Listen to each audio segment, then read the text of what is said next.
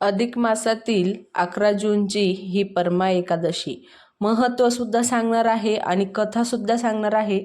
त्यामुळं शेवटपर्यंत हा व्हिडिओ नक्की पहा. खूपच फलदायी अशी ही एकादशी आलेली आहे. त्यामुळे सर्व माहिती जी आहे अत्यंत दुर्मिळ आहे, नक्की जाणून घ्या. अत्यंत दुर्मिळ योग आलेला आहे. असा योग अजिबात गमावू नका, कारण पुन्हा हा योग जो आहे 33 महिन्यानंतरच मिळेल. अधिक मासातील अत्यंत शुभ अशी ही कमला एकादशी.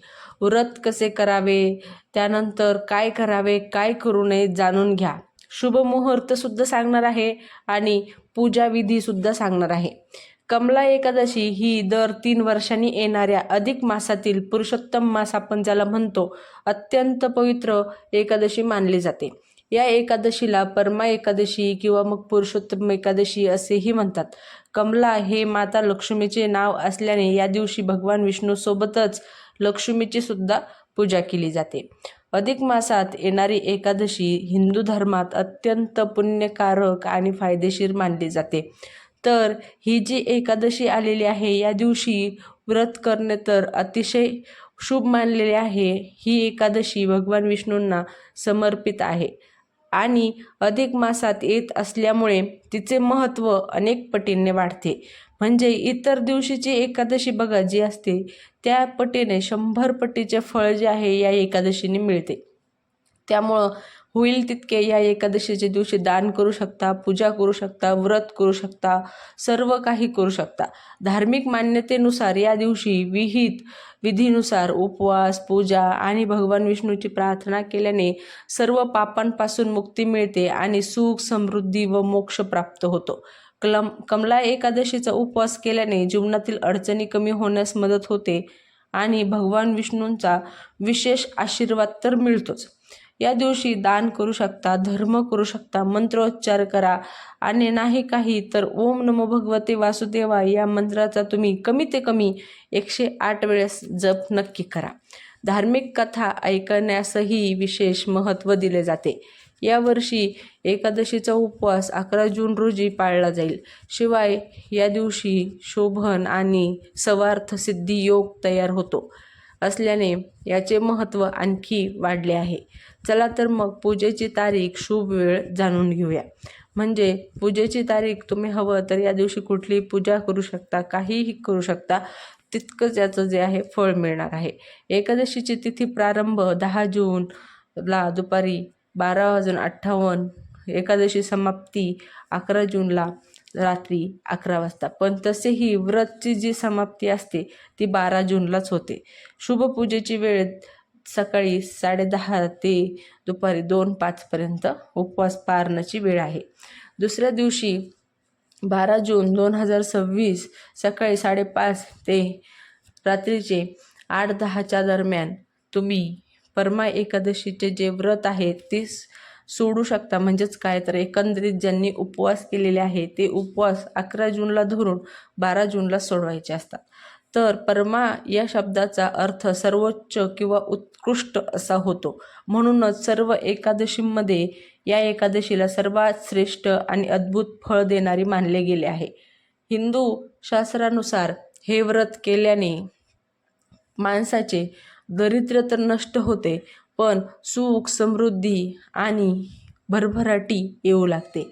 सर्व पापांपासून मुक्ती तर मिळतेच, पण त्यातल्या त्यात 100 पटीने फळसुद्धा मिळते. ही जी एकादश आहे तर ही अधिक मासातील असल्यामुळं या एकादशीला आपण जे काही करू त्याचे आपल्याला 100 पटीने फळ मिळणार आहे. पण या एकादशीच्या दिवशी ना भांडण करायचे, ना वाद करायचे, कोणासोबत विवाद करायचे, काही करायचं नाही. ही एकादश अतिशय शांत पद्धतीने आणि जितका आपल्याला या एकादशीचे पुण्य लाभ घेता येईल तितके घ्यायचे. पौराणिक दाखले धनाची देवता असल्याने कुबेराच्या याच एकादशीच्या उपवासाच्या पुण्यामुळे देवांचा खजिनदार हे पद आणि भगवान शंकराची परमकृपा प्राप्त झाली होती.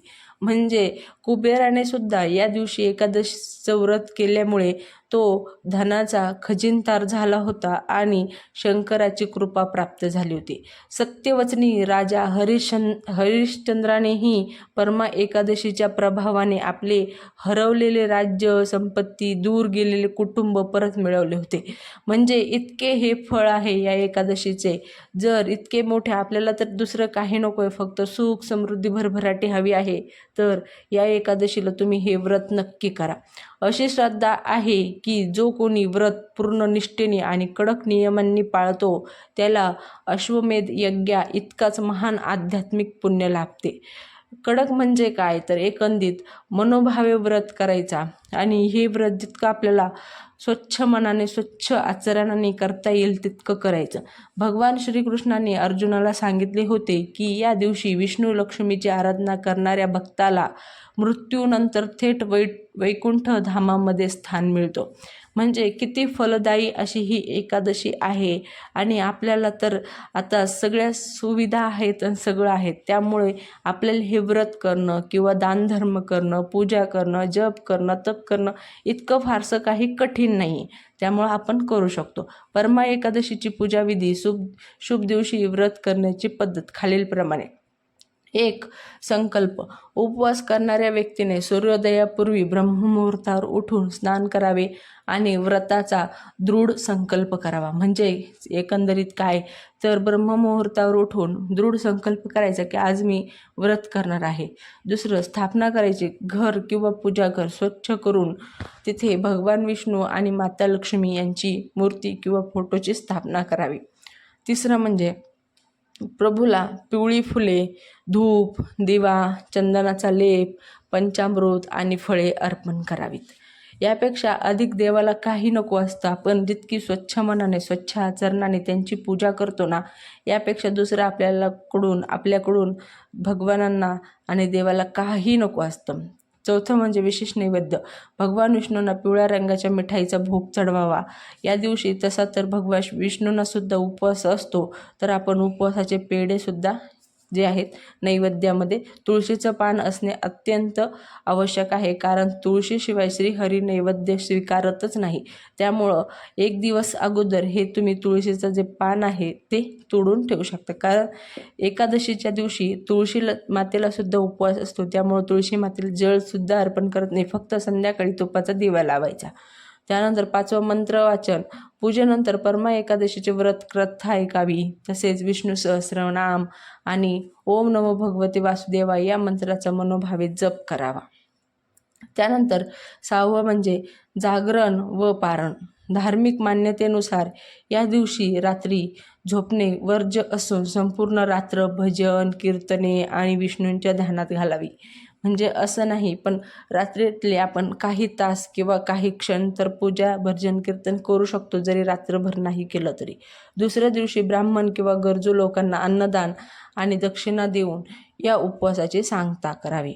परमा एकादशीला दानाचे महत्त्व खूप जास्त पटीने आहे. म्हणजे आपण इतर एकादशीला कितीही दान केलं तर या एकादशीला आपण जितकं दान करू ना त्याचं आपल्याला 100 पटीने फळ मिळतं. हिंदू परंपरेत दानाला किती महत्त्व आहे हे तर आपल्या सर्वांना माहिती आहे. धर्माचा मुख्य आधार मानले गेले आहे दान. परमा एकादशीच्या दिवशी केलेल्या दानामुळे अक्षय पुण्य म्हणजे कधीही नष्ट न होणारे पुण्य मिळते. या दिवशी गरिबांना मदत केल्याने भगवान विष्णू अत्यंत प्रसन्न होतात. म्हणजे फक्त दानाचीच नाही तर आपण कुठलीही मदत करू शकतो. एखादा गरीब व्यक्ती असेल, त्याला कशाची आवश्यकता असेल, कोणती मदत हवी असेल, जी काही हवी असेल मदत, ती आपण जर केली तर याने भगवान विष्णू अत्यंत प्रसन्न होतात. असं नाही की त्यांना आपण अन्नाचंच किंवा पैशाचंच दान करावं. कुठल्याही त्यांना कुठली गरज आहे तशी आपण त्यांना मदत करू शकतो. आता परमा एकादशीची कथासुद्धा सांगते, लक्ष देऊन ऐका. अत्यंत दुर्मिळ अशी ही कथा आहे, कधीही न ऐकलेली. प्राचीन काळी कौपिल्य नगर नावाच्या नगरीत सुमेधा नावाचा एक ब्राह्मण राहत होता. तो अत्यंत धर्मात्मा होता. त्याची पत्नी पवित्रा देखील अतिशय पतिव्रता आणि साध्वी होती. त्या ब्राह्मणाकडे अतिथींचा आदर करण्याची परंपरा होती.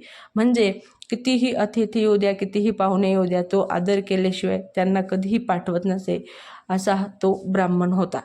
मात्र एकेकाळी भीषण दुष्काळ पडल्यामुळे त्याच्याकडे अन्नाचा कणही उरला नाही. अन्नाभावी सुमेधा अत्यंत चिंतेत पडला.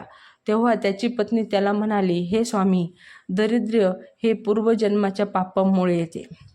आपण दुसऱ्याकडे जाऊन भिक्षा मागण्यापेक्षा दूर देशात जाऊन धन कमवले तर काय होईल, तर योग्य आहे असं धन कमवावे असे जे आहे पत्नीने पतीला सांगितले. तर यामुळे तो देशात जाऊन पती आणि पत्नीने दुसऱ्या देशात जाण्याचा निर्णय घेतला. तिथे सुमेधा परदेशात धन कमवण्यासाठी गेला तर त्याची पत्नी पवित्रा एकटीच त्या अनोळखी गावात संकटाचा सामना करत राहत होती. पण ती नेहमी पतिव्रता आणि साध्वी धर्माचे पालन करत असे. तिने कधीही तिचा धर्म सोडला नाही किंवा तिने कितीही संकट आली तरी पण तिने तिचा जे पतिव्रतापणा आहे तो सोडला नाही. एके दिवशी कौंडिन्य ऋषी तिथे आले. पवित्राने अतिशय आदराने त्यांचे स्वागत केले. त्यांनी त्यांना नमस्कार करून विचारले, गुरुदेव, माझे पती मला सोडून गेले आहेत धन कमवण्यासाठी, म्हणजेच काय तर बाहेर देशी धन कमवण्यासाठी, आणि मी अत्यंत दुःखी आहे. मला दारिद्र्यातून आणि संकटातून मुक्त करण्याचा मार्ग सांगा. एकंदरीत काय तर तिचा पती तर धन कमवण्यासाठी गेला होता, पण ती सुद्धा इकडे काहीतरी मार्ग शोधत होती. तेव्हा कौंडिन्य ऋषींनी तिला सांगितले, अधिक मासातील कृष्ण पक्षाची एकादशी म्हणजे ही परमा एकादशी, जी की 11 जूनला आहे, हीच ती परमा एकादशीमुळे जे कौंडिन्य ऋषीने तिला सांगितले होते. ही परमा एकादशी म्हणून ओळखली जाते. या एकादशीचे व्रत केल्याने सर्व प्रकारचे दुःखे आणि दरिद्र्य नष्ट होतात. ऋषींनी सांगण्यानुसार पवित्राने या एकादशीचे पूर्ण विधीपूर्वक व्रत केले. एकंदरीत काय तर पवित्राने सुद्धा ही एकादशी सोडली नाही. तिने सुद्धा ही एकादशी केली. तिच्या व्रताच्या प्रभावाने म्हणजे तिने अत्यंत शुद्ध मनाने शुद्ध आचरणाने हे व्रत केलं. तिच्या या व्रताच्या प्रभावाने भगवान विष्णू तिथे प्रकट झाले आणि त्यांनी पवित्राला वरदान मागण्यास सांगितले. पवित्राने तिच्या पतीचे दारिद्र्य दूर व्हावे आणि त्यांना सुख समृद्धी मिळावी अशी प्रार्थना केली. भगवान विष्णू तथास्तु म्हणाले. इकडे सुमेधा जेव्हा धन घेऊन परत आला तेव्हा त्याला आपल्या पत्नीच्या तपस्येचा जो आहे महिमा समजला. म्हणजे त्याला त्याच्या पत्नीच्या तपस्येचा महिमा समजला. परमा एकादशीच्या व्रताच्या पुण्याईमुळे ते दोघेही सुखी जीवन जगू लागले. अशी ही परमा एकादशी अत्यंत दुर्मिळ, अत्यंत दुर्लभ, अत्यंत पुण्यकारी हा पर्व काळ अजिबात गमावू नका. आणि मृत्यूनंतर त्यांना वैकुंठ लोकाची प्राप्ती झाली. पूजेचे महत्त्व. या दिवशी विष्णूंची पूजा, व्रत, कथा वाचन केल्याने हजारो वर्षाच्या यज्ञाचे फळ मिळते. अशी आहे ही परमा एकादशी. म्हणून ही एकादशी जी आहे, हा जो योग आहे, तुम्ही अजिबात गमावू नका. जितकं तुम्हाला करता येईल या दिवशी तुम्ही नक्की करा. आणि अशाच माहिती जाणून घेण्यासाठी आपल्या चॅनलला नक्की सबस्क्राईब करा.